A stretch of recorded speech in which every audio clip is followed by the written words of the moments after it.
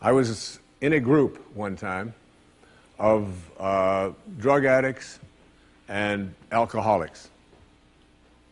And I was one of the people that was a sponsor and leading this group. And the sign on the wall said, "There are no justified resentments in this group." And what I said to that group that night was, no matter what anybody says to you here, no matter what kind of anger comes directed towards you, no matter how much hate you may encounter showing up in your life, there are no justified resentments. Meaning that if you carry around resentment inside of you about anything or about anyone, and I'm talking about the person that you lent money to and hasn't paid you back, I'm talking about the person in your life that you feel was abusive, I'm talking about the person who walked out on you and left you for somebody else, I'm talking about all of the things that you have justified in your heart and in your life that you have the right to be resentful about. And I'm suggesting to you that those resentments will always end up harming you and creating in you a sense of despair. I've often said that no one ever dies from a snake bite. The snake bite will never kill you. You cannot be unbitten. Once you're bitten, you're bitten. But it's the venom that continues to pour through your system after the bite that will end up destroying you. So now you have to take a look at all of the resentments that you may have in your life. And I'd like to suggest to you that I think there is a wonderful metaphor for this that I have created in my life for how to make this work. There's a show called Who Wants to Be a Millionaire? And basically this show has two levels that you have to get to. Now the first level is the $1,000 level. And at the $1,000 level, you basically have to answer a question like, on your hand, you have some digits. Those digits on your hand are called your feet, your nose, your ears, your fingers.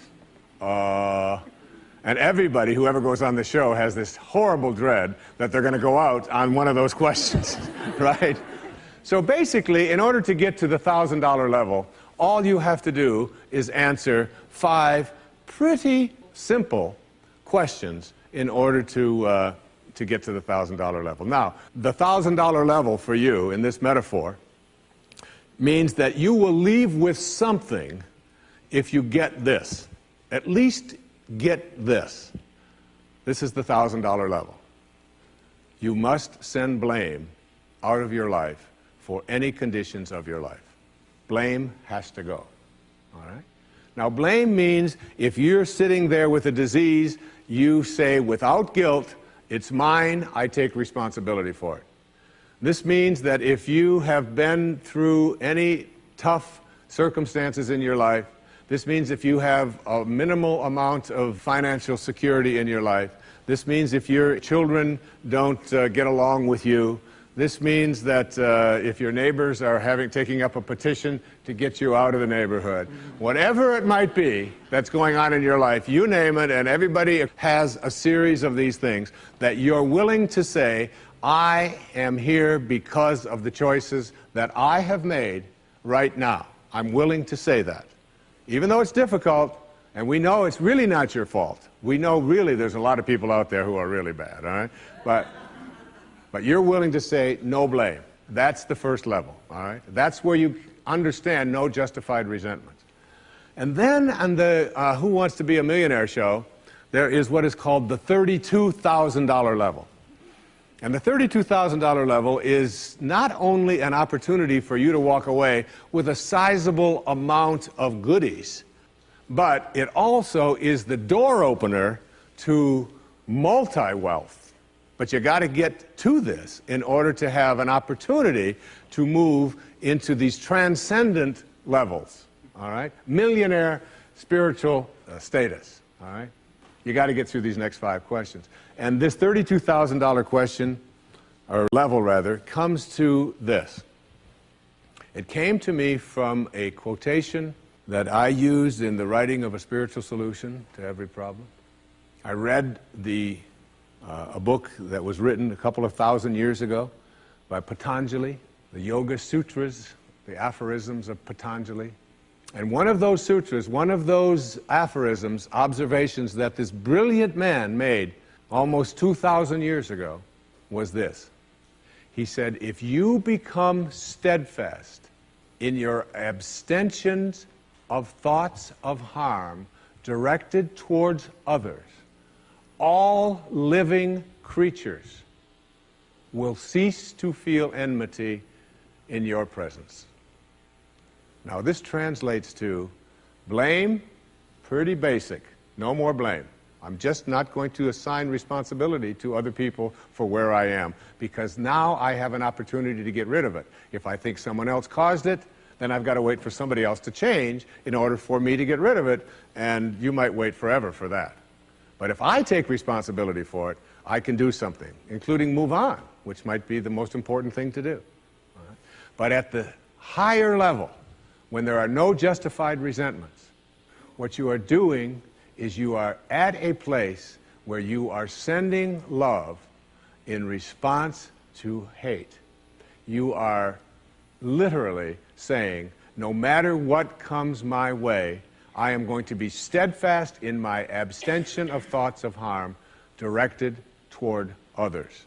I'm going to work hard at, no matter what comes my way, having it come out of me what I want to come out of me, and that is love, and that is a higher energy. And if you can get to that level, Patanjali said, all living creatures will cease to feel enmity in your presence. I have a little girl, a precious little girl. I have 6 precious girls and 2 precious sons, but I have a little girl who is almost 12.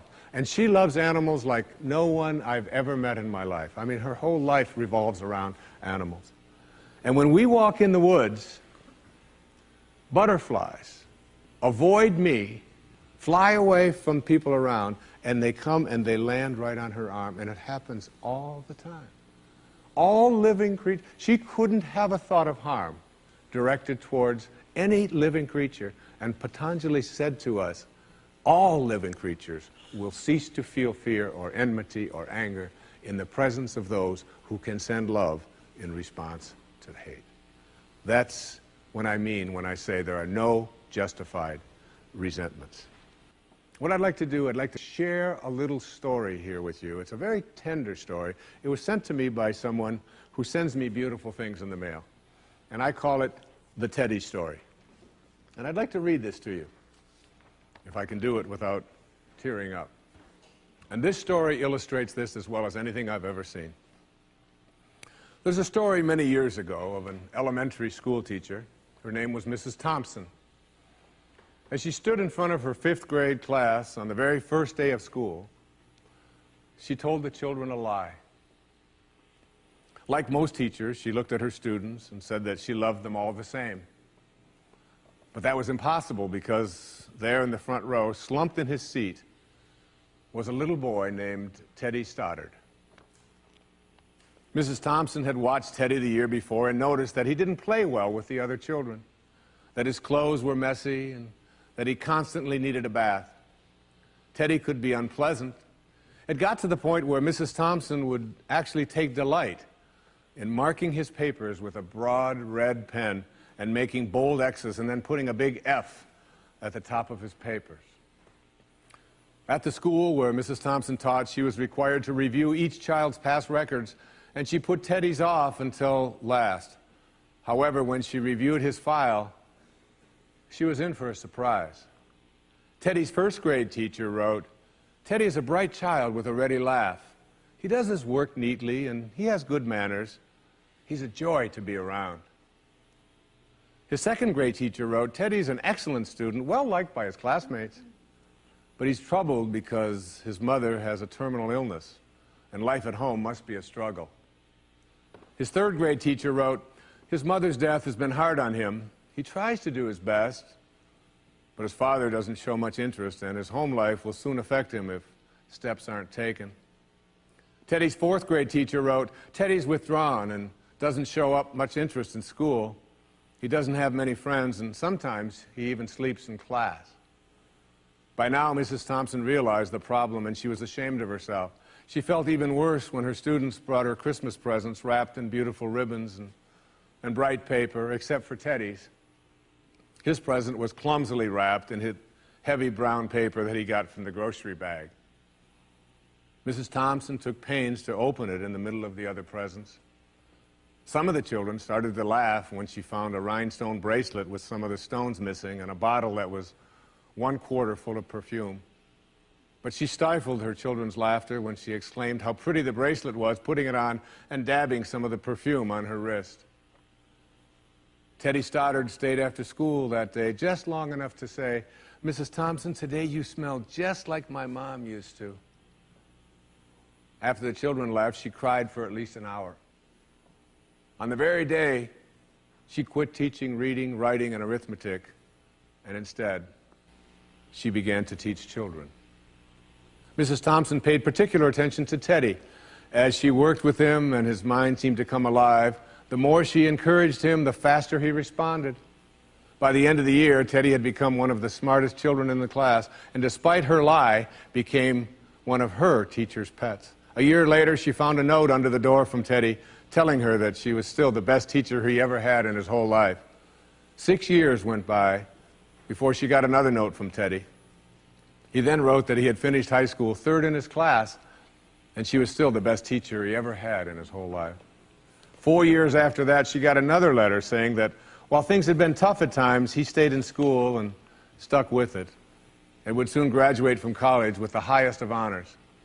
He assured Mrs. Thompson that she was still the very best and favorite teacher he ever had in his whole life.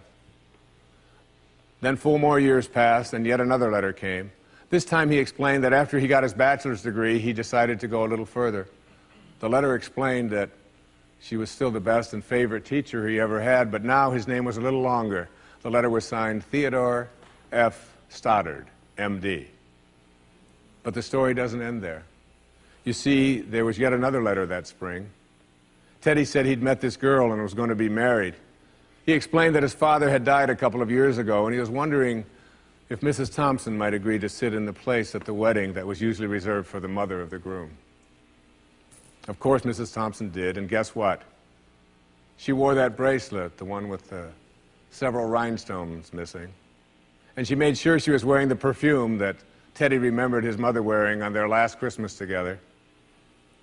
They hugged each other, and Dr. Stoddard whispered in Mrs. Thompson's ear, "Thank you so much for making me feel important and showing me that I could make a difference." Mrs. Thompson came with tears in her eyes and whispered back, "Teddy, you have it all wrong. You were the one who taught me that I could make a difference. I didn't know how to teach until I met you." Isn't that a beautiful story? That symbolizes there are no justified resentments. Work at reaching that $32,000 level, the place where the only thing you have to send is love, because that's what's inside. And that's the message of our greatest spiritual teachers. That's all they ever had to give away.